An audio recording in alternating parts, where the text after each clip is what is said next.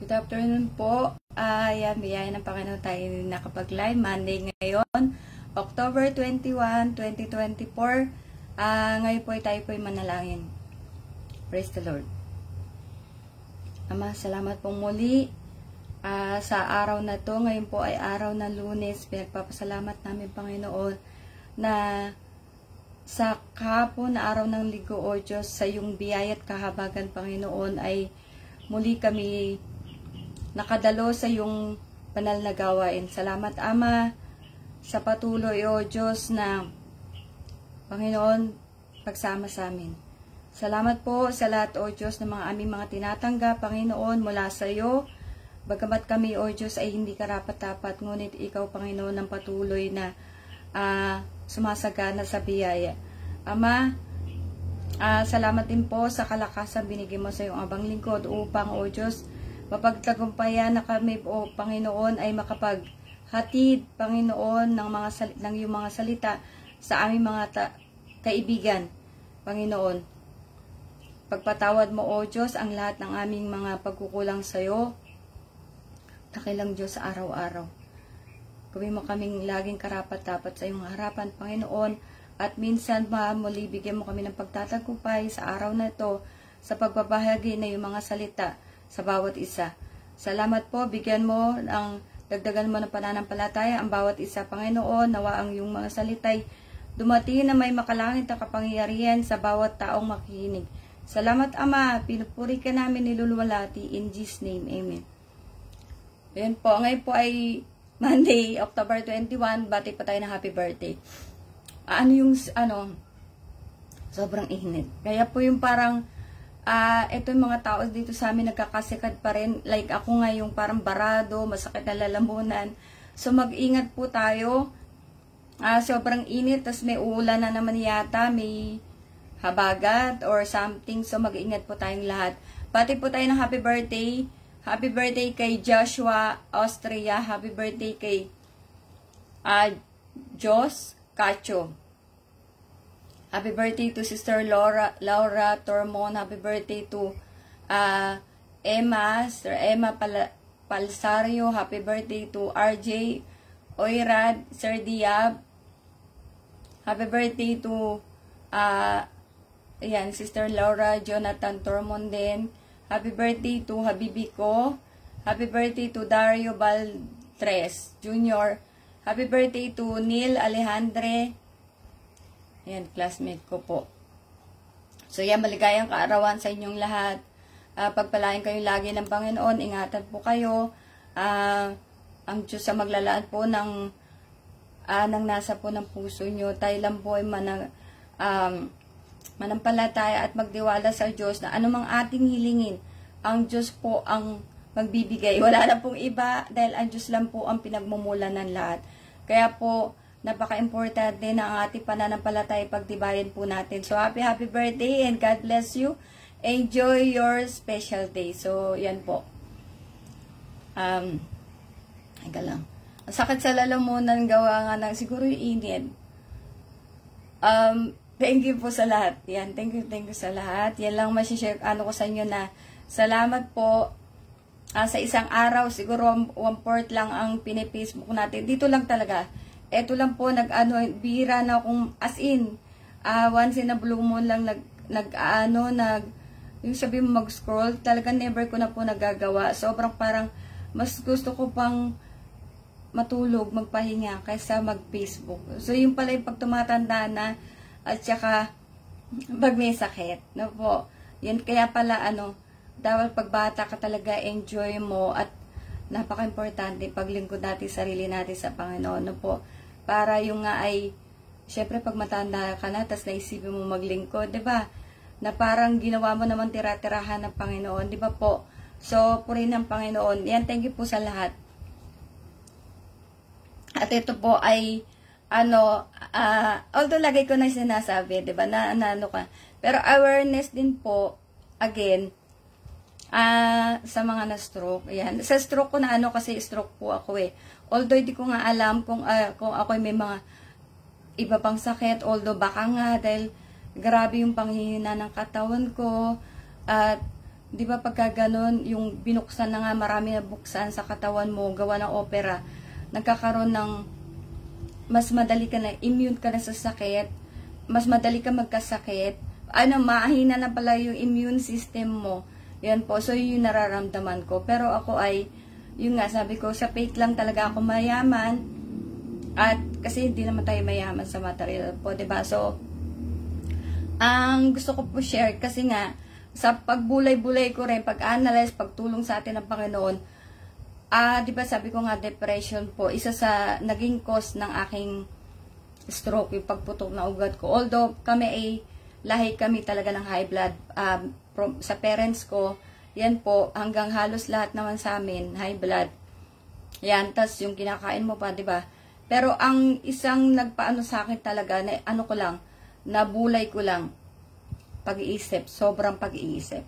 No po. So, nung bata kasi ako, parang 13, hindi isip ko na kayong kamatayan, na, Lord, bakit kailangan mamatay? Diba? Parang sabi ko, Lord, ayoko mamatay.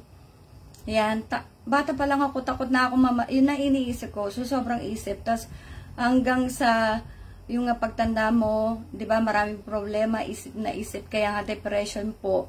So, at saka yun na share ko sa inyo, 'di ba, na yung batang parang 21 na stroke, babae, na ano siya, sobra siya nag-iisip sa school. So, sa ating lahat, sa mga bata rin, sa mga yung gadget din po, yan, kasi isa sa akin, nung bago ko na-stroke, nagpupuyat ako, naggagawa nga ako ng mga video ko na hindi naman ako magaling mag-edit.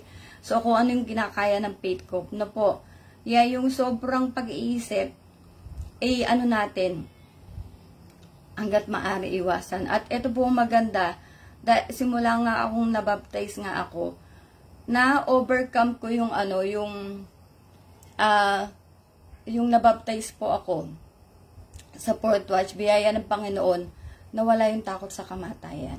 Yan, na para bang naging ready ka sa parang isip mo, bakit pala ako matatakot, lalo na alam mo na ligtas ka na. Yan, pero kailangang ingatan ng kaligtasang tinanggap po, 'di ba? Paulit-ulit natin sinasabi yan. Yan po. At yung pag-iisip mo nga, lalo na ngayon habang tumatagal ka sa faith, nagiging balanse. I mean, yung dati, pati problema ng iba, iniisip ko. Kasi nga, ganun ako di ba yung sabi ko nga, yung mga batang, yung sa Africa, naawa ko sa kanila. Sana, Lord, sana yung mga tao tumutulong, nagtutulungan, nagmamahalan, para wala naghihirap. Kaya yung problema nakikita mong problema, naiisip ko. Pero ngayon, biyaya nga ng Panginoon, nababalansi ko na parang, tingnan mo sila, pag-pray mo, na mayroong instrumento ang Panginoon para magamit sa kanila, kasi ikala kong ako nga yung superhero. Hindi ako yon, ang Panginoong Jesus po.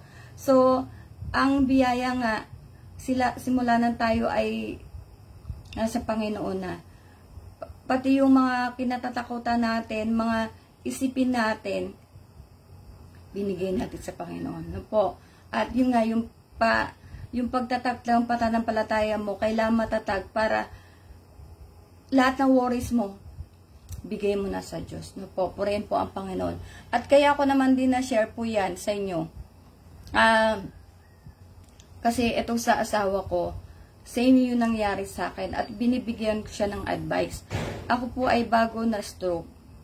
Yung ngayong left ko, kasi right yung na-operahan. So, right yung pumutok. Yung left ko na na siya, hindi na nagiging balance hanggang sa hindi na nga ako nakakatayo. Sabi ko nga, 'di ba? Sa bus, kailangan humawak ako na mahigpit para maitas ko yung left kong paa. At sa pagluhod sa church sa Dubai, ako ay makakaluhod dahan-dahan, pero pagtayo ko, kailangan meron akong mahawakan ko. So, hindi ko alam na yung baradong ugat, panghihina lang left na paa ko, yun na pala yung baradong ugat. At same sa nangyayari po sa asawa ko. Kaya sabi, kasi ilang beses na siyang muntikang bumagsak. Yan, ang sabi niya sa akin ay ang worry niya pag nasa daan siya, baka dun siya, sabi ko na sa kanya na hatian ko siya ng Pirmax, pero ayaw niya. Yan po, kasi napakaganda nga ng Pirmax dahil simula nang ginamit ko yun, Yung pinahid ko lang yung sa batok, na-relax ako. Yan. Although, yun nga, sabi ko, pag merong pera, bibiling Firmax. Pag wala, di prayers, di ba po? Yan po rin po ang Panginoon. So, talagang naiba yung ano yun, parang nakokontrol yung high blood ko ba? Tsaka si sir nga, yung ano niya, diabetes niya, hindi na siya nag-i-insulin sana kung may pambili siya, pero kagaya ko, mahirap din siya. Kaya, yan, wala na. Kung ano-ano na ay dasal, tsaka yung gamot niya po. Pero pwede sana hindi na rin mag-insulin. Anyways, so yung nga,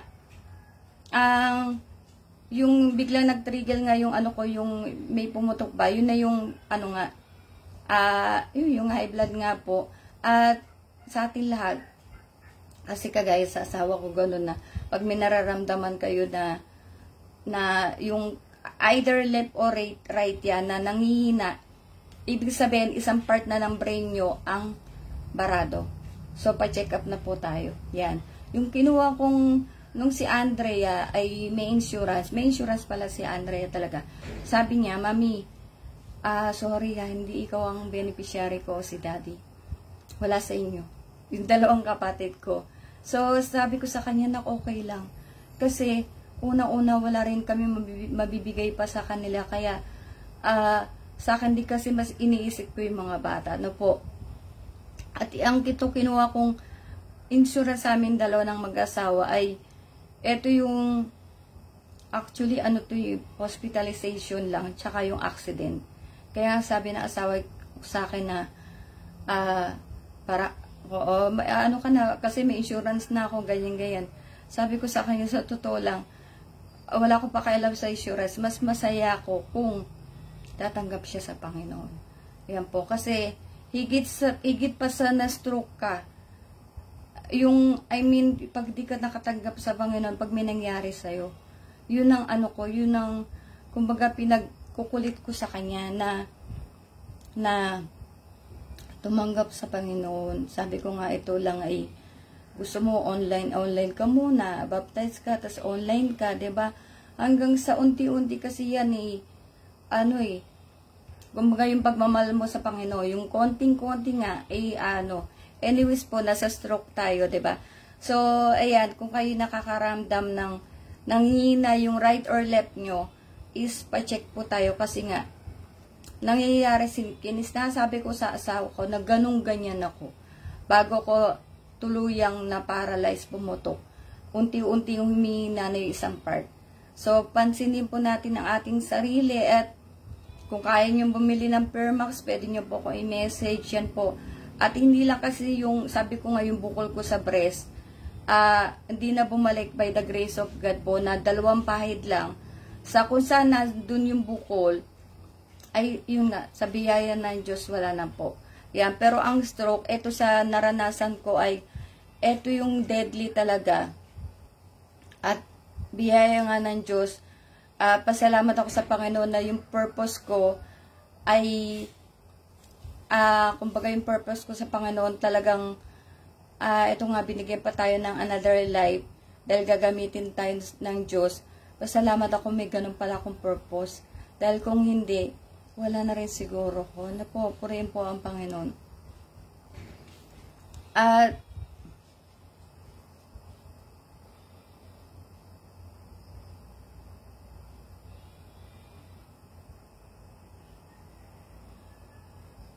ito po. Ang ating ngayon, ito kung anong kaya ng aking pananampalataya. Glory to God. Ang title po ng aking i-share po sa inyo ay Holy Communion. How important is Holy Communion? Gaano ka-importante ang banal na hapunan po, ang dugo at katawan ni Kristo. Na po. So, nung when I was 6 months here in the Philippines, from Dubai, when I went back here in the Philippines, from Dubai, I was already stroke at that time. So, that was, basta yun po. 6 months na ako.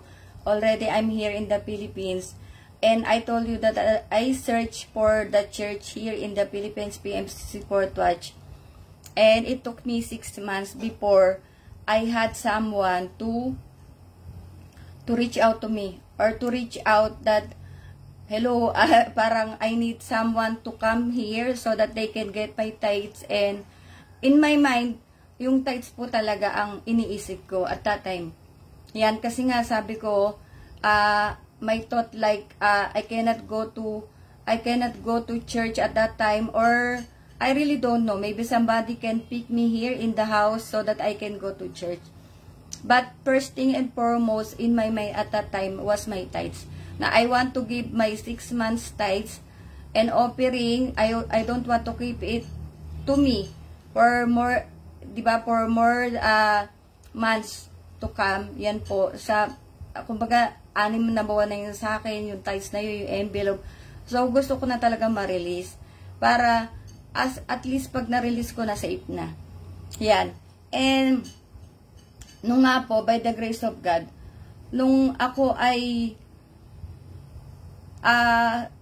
sa biyaya ng Panginoon, kasi marami nga ako nakausap, hindi nag-work out. So, nung nalipat kasi ako dito, yan, kasi dati diba sa Laguna, si sister, ayan na naman, nakalimutan ko, basta dito po sa Santa Barbara, yan, si Sister Lynn, yan, ang nakaano sa akin. And then immediately, Sister Lynn, when she came here together with Sister Alma, she was with me in Dubai. She was for good already here in the Philippines. So, they came here in the house and immediately they gave me the Holy Communion. Yan. And in the church in Dubai, or wherever it is, but I will tell you in Dubai because I came from Dubai. So, I knew from there, diba, I can see everything. Every time, those brethren, they are in shifting basis, especially those working in Emirates Airlines, or ano ba yun, yung duty free. Yan. So, they are in shifting basis before they went out from the church. Because, for example, they will attend the church, the worship service, and then they need to go out, diba, for the service because they have scheduled service. So, before they will go out, they need to have Holy Communion. Because that is very important. Okay. And, ano po yun talaga? SOP na. Na bago sila papasok, pupunta sila sa isang elder, mag-ano sila ng Holy Communion. And then, ganun din sa, kunyari, may maagang schedule. Kunyari, may papasok kasi iba, shifting yan. So, dadaan mo sila, mag-Holy Communion muna sila, magko-communion po sila. At saka yung nga, SOP na yun. Kahit naman dito nga, yan, pagka merong communion ka mo, gano'n ka-importante. Na po. In Luke 22:40-20 NLT, when the time came, Jesus and the apostles sat down together at the table. Jesus said, I have been very eager to eat this Passover meal with you before my suffering begins.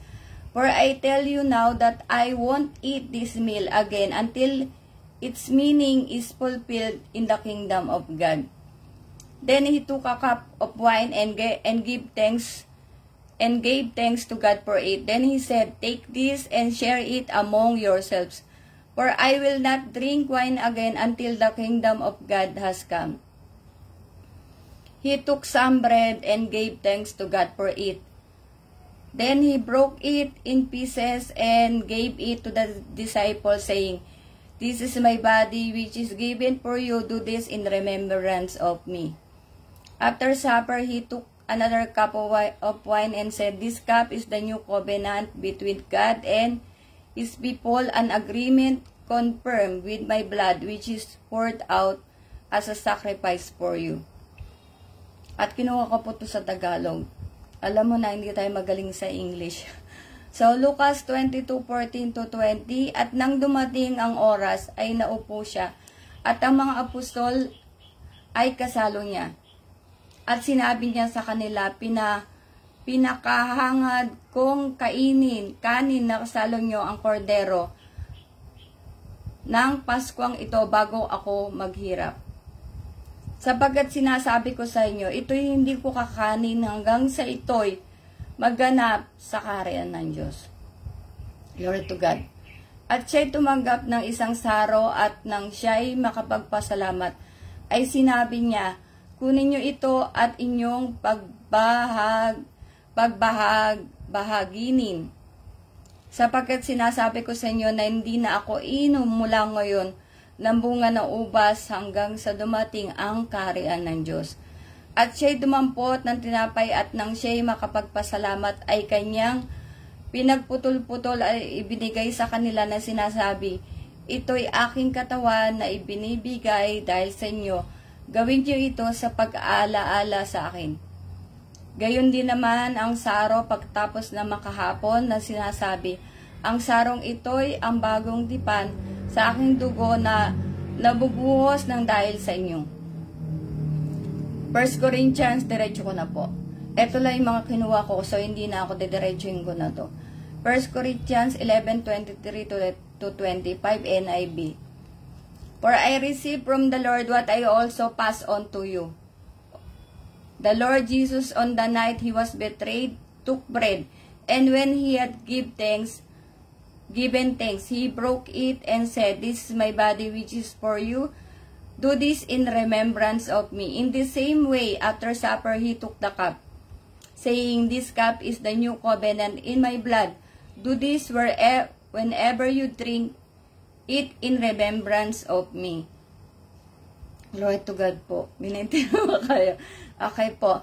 So, yan yung Holy Communion po. Biyaya sa church po ay kompleto. May katawan at dugo po. Yan, di ba? Ewan ko po sa ibang church, no po. Basta tayo sa PMC Fort Watch po ay may katawan at dugo po ni Kristo. Okay. So, lahat, mula sa, kunyari, ang pastor, at saka mga kapatid, so lahat yan mabibigyan. Yan po. At, kasi nga, ito pa pala, sorry, ayun nga na-mention natin na sa church ay may 3 pagluhod. Unang pagluhod, forgiveness po. Yan, pag-ingi na, syempre pasalamat ka na sa nakarating ka ng church, di ba? Pinagtagumpay ka na maraming pumipigil, may nag-invite sa yun, oy, may birthday, atid ka naman Sunday. Pero biyaya na pagtagumpayan mo at inunom mo ang Panginoon. Ang araw ng linggo, ang araw ng Diyos, ang araw ng pamamahinga. Napopurihin po ang Panginoon. So, yung pangalawa, offering nga. Diba? Pasalamat. Kasama nga pala yung pagpapatawad na yung hingi ka ng kapatawaran, pasalamat ka, nakarating ka, at hingi ka ng kapatawaran sa Panginoon sa lahat ng, sa mula nung Sunday ng hapon, nung last week, hanggang sa Sunday ng umaga nakarating ka sa church. Yan. At yung second na pagluhod, yung offering nga. Binigay mo yung tithes mo, yung offering mo, at yung pangatlong pagluhod ay yung pagpapasalamat. Yan po. Pasalamat, syempre, nakahingi ka ng kapatawaran, at syempre, yung bagong mo sa Panginoon na, Lord, sana ko nakagawa ko ng 10 kamalian, pinatawad mo ko, sana malesen unti-unti hanggang sa totally, parang wala ka na, totally natatanggal mo na yung mga, kunyari, pagsinungaling, pangungupit, panchichismis, diba? Yan, ako taklesa. Okay. So, yung kahit pag-iisip na masama, medyo ka na, nag-advocate ka na, wow, di na ako nagchichismis. Yung aso na lang chinichismis ko. Okay po, pareho po ang Panginoon. So, at saka, yung pagpapasalamat sa Panginoon. At, syempre, nakarinig ka na salita ng Diyos, yung naglinis sa'yo. Yan, bago tayo tumanggap ng Holy Communion, ng banal na hapunan po. Kasi nga, sabi banal. So, kailangan ikaw malinis din. 'Di ba? Kaya yung sabi nga ng iba na pagka sampalataya mo tapos na, hindi, kasi pagkasampalataya mo na magkakasala ka na naman, 'di ba? So, kailangan talaga na babantayan, iingatan yung kaligtasang dinanggap. Kaya po sa church ay ganun. Purihin po ang Panginoon. So, nagdiretso taga. Ginapos na lang English, yan po. So, Holy Communion na. Diba? At, diba, sinabi dyan na, since Tagalog na tayo, sapagkat sinasabi ko sa inyo, ito'y hindi ko kakanin hanggang sa ito'y maganap sa kaharian ng Diyos. Yung pong akong, bakit ako, unang-unang ginawa ni Sister Lynn, hindi ko alam kung pastor na siya ngayon, ay pinatanggap ako ng communion. Kasi ay, di ba, punta na lang tayo dito sa dulo muna. Ito. Nabasa ko ba to? Okay po, nabasa ko to. Gayon din naman ang sa araw pagtapos na makahapon na sinasabi, ang sarong ito ay ang bagong tipan sa aking dugo na nabubuhos ng dahil sa inyo. O dito na lang pa tayo sa dulo. Although, naman din, wala pala itong Tagalog. English po pala to. Anyways, kasi nga, kunyari, dumating po ang Panginoon, bigla, diba? Kasi walang nakakaalam. Pero yung ako ay nakapag-Holy Communion, nakatanggap ako.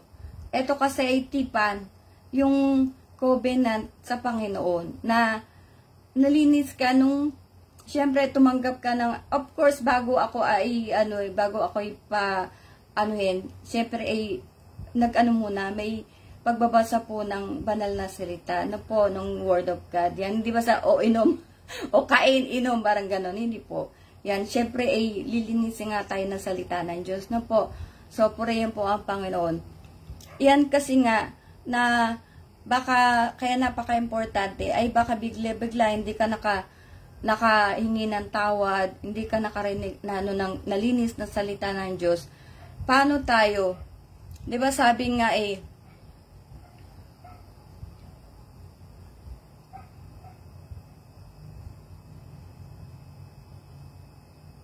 dito rin, sapagkat sinasabi ko na sa inyo na hindi ako iinom ng ubas ng inom mula ngayon na bunga ng ubas hanggang sa dumating ang kaharian ng Diyos. Yan, kasi kumbaga parang makakasalo ng mga biyaya na pinagtagumpay ng Panginoon, yan po, na naging tapat sa kanilang pananampalataya na sa muling pag-inom ng diba, ng saraw ng ubas, yan po, ang Panginoon, saka yung sa bread of life, makakasalo ng mga pinagwagi ang Panginoon po, ang Panginoong Jesus, glory to God po. So, kaya napaka-importante din na merong Holy Communion po, yung kompleto, na ang katawan at dugo ni Kristo. Tsaka diba yung sinabi dyan na, balik-balik ako, pasensya na. Ang sarong ito ay bagong tipan sa aking dugo na nabubuhos ng dahil sa inyo. Nung tayo po ay, di ba, tinubos. Yan, sa ating mga kasalanan, di ba po, kumbaga yung dugo ng Panginoong Hesus po, ang ginamit para po tayo ay malinis, para po tayo tubusin po sa ating mga kasalanan. Inihandog niya ang kanyang dugo. Di ba po? Yan, siya ang nagdusa sa krus ng Kalbaryo. Yan po, purihin po ang Panginoon. At saka yung, kung maano nyo sa Bible nga, sa banal na kasulatan, di ba yung mga Israeli, di ba yung mga tawag dito, yung sila'y pinagtagumpay sa Ehipto, tama ba ako? Wala na yata sa ko yan. Yan, kung paano sila iniligtas, yan po. So, tayo po ay tinubos ng Panginoon. Yan. Kaya yung, dyan, yung, kumbaga, kung paano ka-importante, pasensya na ko, hindi ko masyado ma-explain na, maayos po. Pero yung Holy Communion ay napaka-importante Dahil nga po, ito po ay paglilinis ng ating kasalanan. I mean, yung pagkikinig mo ng salita ng Diyos, yung maglilinis sa'yo yung salita ng Diyos. Pero napaka-importante na makaano ka ng Holy Communion kasi yung pagkaano sa'yo na tatanggap ka, nalinis ka na, bago ka na naman tatanggap ng katawan at dugo ni Kristo, kailangan malinis ka. Yan, na anytime, kaya nga sinasabi sa church, na napaka-importante ang dadalo ka sa gawain, lalo't linggo, dahil baka mamaya dumating ang Panginoon sa araw ng linggo. Yan, tapos ang masama, hindi ka nakapag Holy Communion. Yan po. So, wala nakakaalam kung kailan darating. Yan, pero lagi pinapaalala ng mga lingkod na yung araw ng linggo, bagamat alam ng mga kapatid ng ano ba tawag dito? Sa church po, yan, lagi naman tinuturo, yan po, na talagang ang araw ng linggo ay hindi yan pinamimigay kasi sa Panginoon talaga yan. Yan, hindi mo pwedeng, I mean, saan sa ka mag-ano kasi ang Sunday talaga ay araw po ng Panginoon. Yan, o bagamat, yun nga, sa sanlibutan, sa world, yan po, ang linggo ay family day, ang linggo ay pakikipag-usap sa, kunyari, OFW ka, sabihin nila na, ito lang kasi yung time para makipag-usap ako sa loved ones ko. Yan, pero, bakit hindi ba titadaon ba ng ano, diba, pwede naman ibang araw, yan po. So, napaka-importante ng araw ng linggo. Yan, at, yun nga, hindi na, yun ang sinasabi ng mga linggo na baka mamaya Sunday pa, sa gawain ng Panginoon, biglang dumating ang Diyos na po. So, tagawan ng pundumaglalang Diyos. Yan po, purihin po ang Panginoon. Kaya napaka-importante ng Holy Communion dahil ito po ay tipan. Yan, ito po ay tipan natin sa Panginoon. Yan nga para sa muling pagbabalik niya. Sabi niya, hindi ako iinom hanggang sa muling paghahari, di ba? Sa muling, ayan, balikan ko lang ulit. Ulit-ulit lang ako. Ito lang po yung ano ko. Pinakahangad kong kainin na kasalo nyo ang kordero ng Paskong ito bago ako maghihirap, sapagkat sinasabi ko sa inyo, ito'y hindi ko kakanin hanggang sa ito'y maganap sa kaharian ng Diyos. So, yun nga, yung mga pinagtagumpay na mananampalataya, yan po, ay makakasalo ang Panginoon sa kanyang muling pagbabalik, yan po. So, sa kaharian na ng Diyos yan. So, sa langit na po yan. Yan. Kaya, napaka-important. Syempre, pag hindi mo napagtagumpay yun, ay baka hindi ka kasama, diba? Kaya sa church, yung sa akin nga, yun ang unang ginawa talaga. Pinatanggap ako. Yan po. Kaya sa ibang faith, ibang church, hindi ko po talaga alam kasi hindi naman ako yung iba ano ko sa kanila, pero parang one time lang ako nakadalo po, yan. Pero biyaya ng Diyos kasi sa church, na, ano nga, yun talaga yung observance, yun ang binibigyan ng importansya na, saan ka man, ikaw ay shifting, bago ka pumunta sa trabaho mo, yan, pagka kasi may valid reason ka naman, importante na makapag-communion ka. Kasi yan ay tipan mo sa Panginoon. No po, iba pa yung tipan ng bautismo ha. Yan po ay syempre salvation nga. No po, at saka yung paglilinis po, pagtanggap pala, salvation, yung paglilinis sa ating kasalanan, yung nga, sa tubig po. So, purihin po ang Panginoon. Kailangan tingnan ko lang.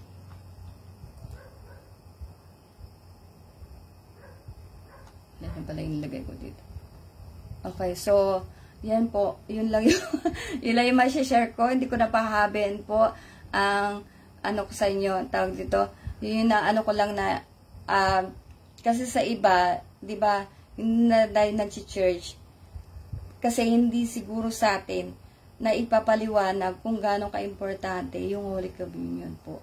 At biyaya ng Panginoon sa church po ay talagang hindi ko man siguro na-explain ng the way na it should be na ma-explain ko. Pero base sa aking pag-unawa, yan po, faith, ganyan, na kung gaano ka-importante ang Holy Communion, dahil eto nga yung tipan natin sa Panginoon po, na baka tayo ay biglang maabutan ng pagdating ni Kristo ng Panginoon, at tayo ay hindi nalinis ng salita ng Diyos, hindi tayo nakatanggap, imagine makakasama ka sa, 'di ba, sa kaharian ng Diyos, na makakapag, hindi ka naman mag-cheers doon, pero yung, 'di ba, yung apostol, yung 12 apostol na po, na kasi kasama pa si Judas noon 'di ba, na kasama nila ang Panginoon. So imagine na magiging makakasama yung Panginoon, 'di ba, mag-Holy Communion ka, 'di ba? Purihin po ang Panginoon. So yan na lang po, at lumampas na tayo sa lalo kung mawala ng sasabihin na po. So glory to God, tayo manalangin. Dakilang Diyos, minsan pasalamat po, Panginoon, sa iyong mga salita ng biyaya, Panginoon, sa salita ng katotohanan. Salamat po sa mga salitang nahayag sa hapong ito. Dakilang Diyos, ikaw po ang nagbigay ng pagtatagumpay sa iyong abang lingkod. Nawa, O Diyos, sa aming mga kaibigan na muli namin nakasama sa FB Live na to, O Diyos, ikaw po ang nagbukas ng kanilang isip, Panginoon, nangusap sa bawat isa sa kanila kung gaano ka-importante, O Diyos, ang banal na hupunan.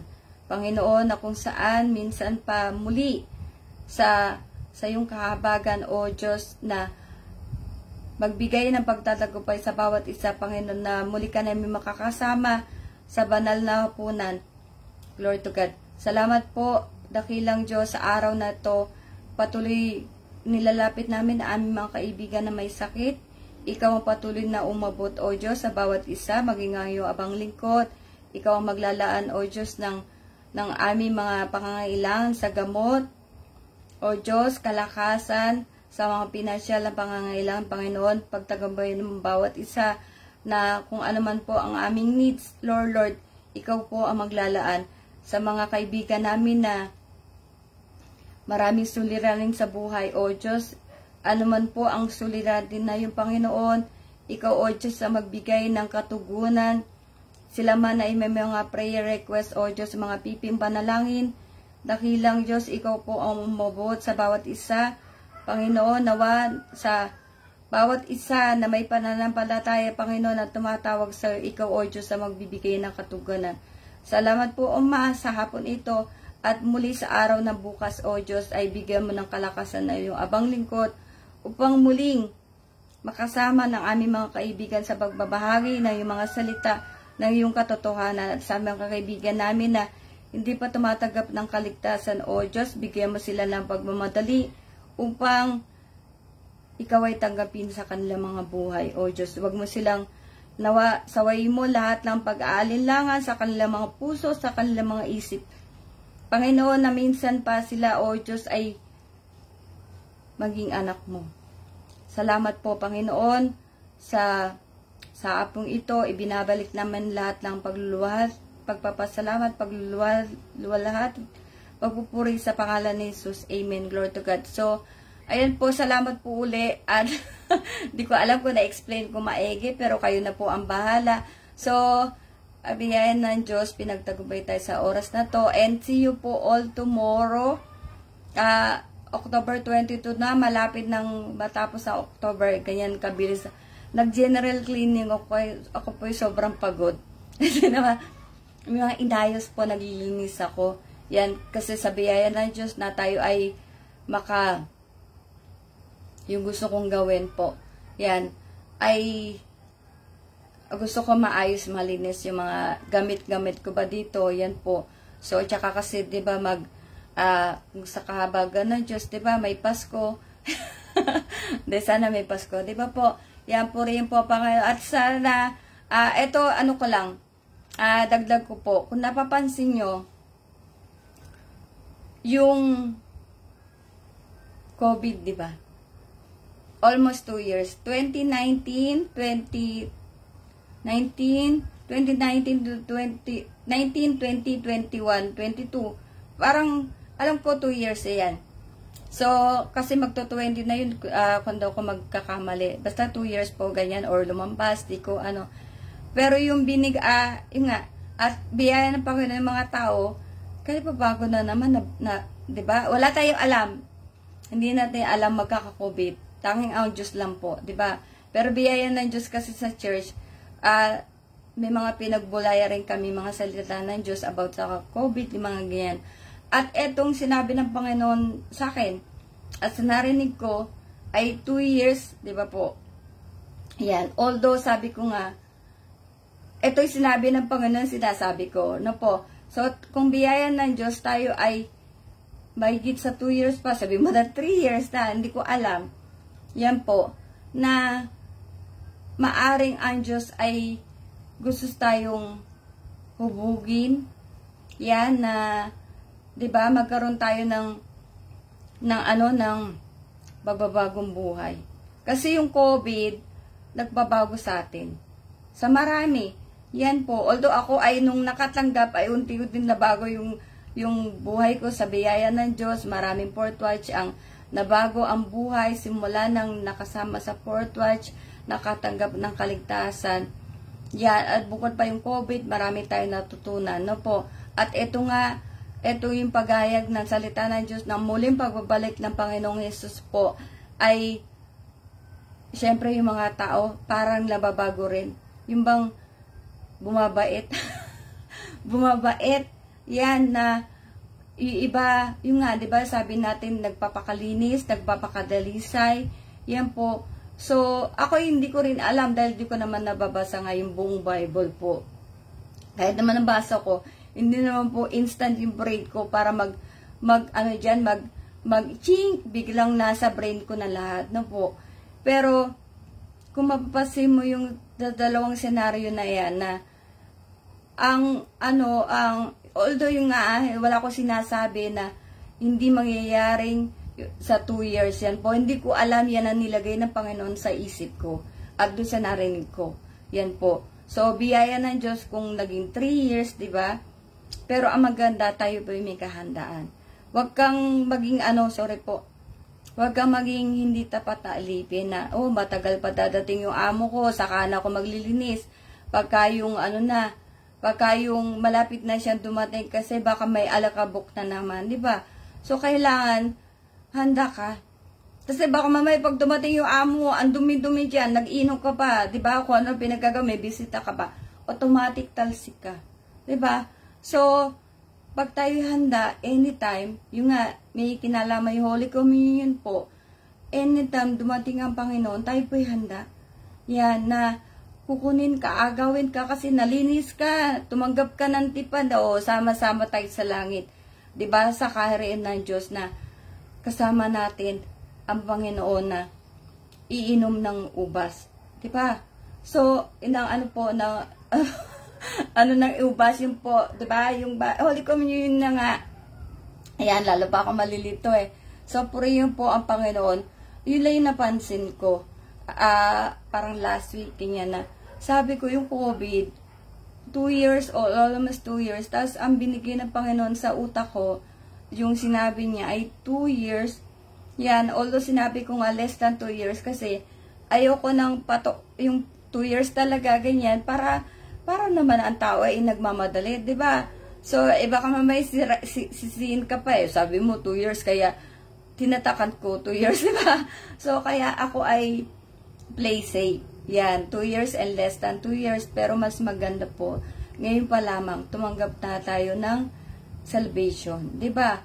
So, 'yan nga, makakita kayo ng Fourth Watch Church sa malapit sa place nyo, puntahan na po natin. Kaya yan ang pangungulit ko sa asawa ko. Yan, bagamat nalulungkot ako dahil ganun talaga. Ang Diyos lang yung pwede mangungulit ako sa Kanya, pero ang Diyos pa rin na ang gagawa makapangyarihan para siya ay maakay. Maging ang kanyang buong sambayanan. Maging ang buong sambayanan ko po. Yan. Hindi talaga madaling akayin ang mismong family natin. Yan. Kaya biyaya sa mga naglilingkod na buong pamilya nyo, naglilingkod na sa iba, kagaya ko, ay talagang kailangan ipag-pray ng ipag-pray Hindi lang yung pamilya ko, mga kaibigan ko. Yan. So, kailangan talagang, kaya minsan torture din yung utak ko eh. Dahil, mahirap din pag isipin mo sila. Yung nga namuleba ko sa iba. Yan. Isipin ko sila na kung paano ba to pag biglang dumating ang Panginoon, tas hindi sila ligtas. 'Di ba? So, napakahirap. Yan. Kaya nga sabi ko sa asawa ko, wala pa kailam sa insurance. Mas magugustuhan ko kung tatanggap ka sa Panginoon para kung nabutuntan ng tinig, at least kahit paano,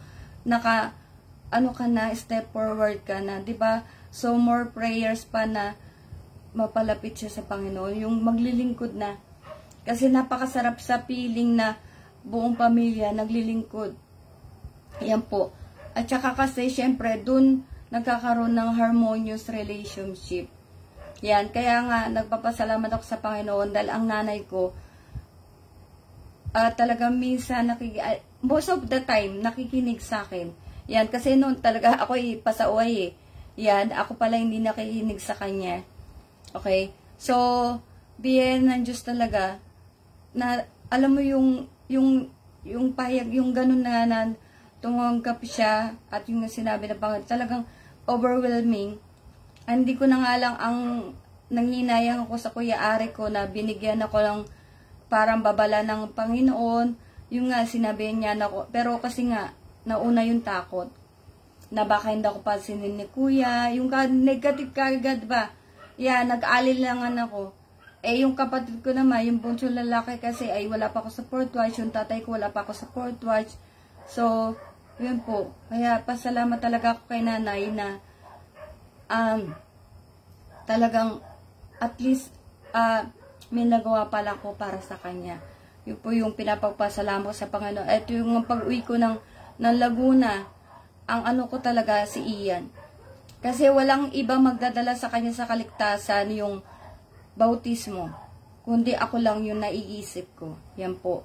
So, yung isa sa plan ko, pag uwi ko ng Laguna, ay sana sumunod yung mga kapatid niya, nagpa po. So, purihin po ang Panginoon. At saka yung nanay niya kasi baptized na sa Fort Watch, kasi kaya lang hindi naglilingkod. So, pinapag-pray ko pa rin yun, na sana ay hipuin siya ng Panginoon para bumalik sa paglilingkod. Kasi nga, kahit na-baptize ka, hindi mo na ingatan yung kaligtasan tinanggap mo, in vain lang, wala din. Bali wala. Kaya kailangan na patuloy ka maglilingkod. Yan. So, ano pa naging baptize ka? I mean, parang wala siyang saysay. Yan po. So, purihin po ang Panginoon. Yan. So, see you po all tomorrow and glory to God po. God bless us all. Salamat po.